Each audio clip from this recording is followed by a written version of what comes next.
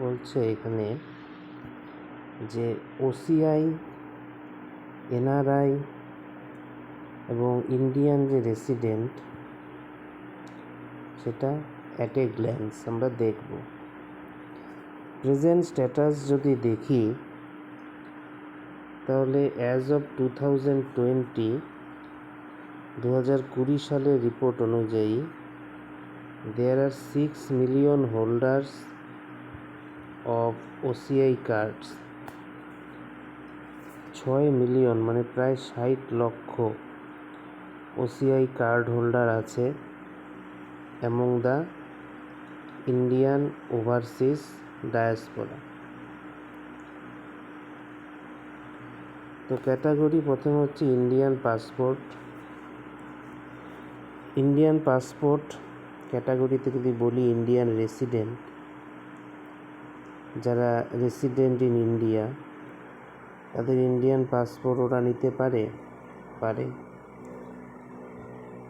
তারপরে non resident Indian যারা NRI, যারা রেসিডেন্ট আউটসাইড ইন্ডিয়া, তাদের কাছে ইন্ডিয়ান পাসপোর্ট আছে।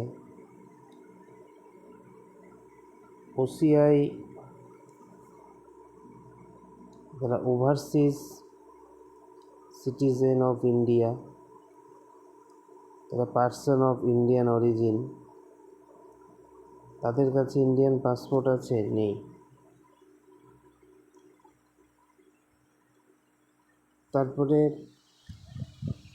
Resident of in India,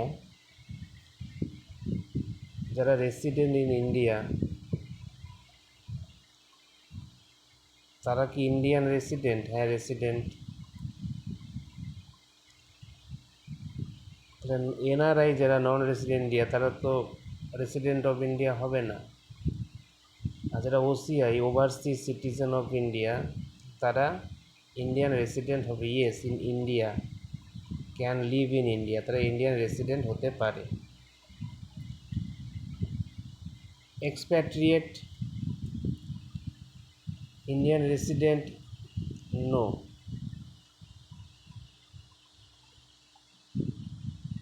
Non-resident Indian NRI expatriate yes of India lives outside India.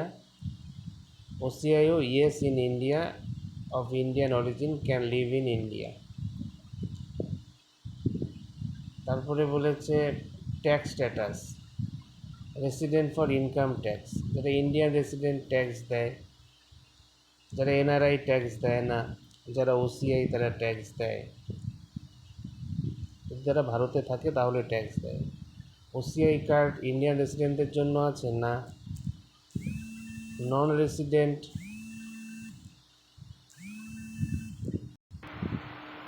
তারপর OCI card Indian রেসিডেন্টদের জন্য OCI card নেই। যারা নন রেসিডেন্ট ইন্ডিয়ান এনআরআই তাদের জন্য ওসিআই কার্ড নেই। কিন্তু যারা OCI overseas citizen of India তাদের জন্য ওসিআই কার্ড আছে। তাহলে OCI is not Indian citizenship. OCI card holders do not get Indian passport. আর NRI is an Indian citizen but resides outside India. আর Indian resident is an Indian citizen and residents in India. OCI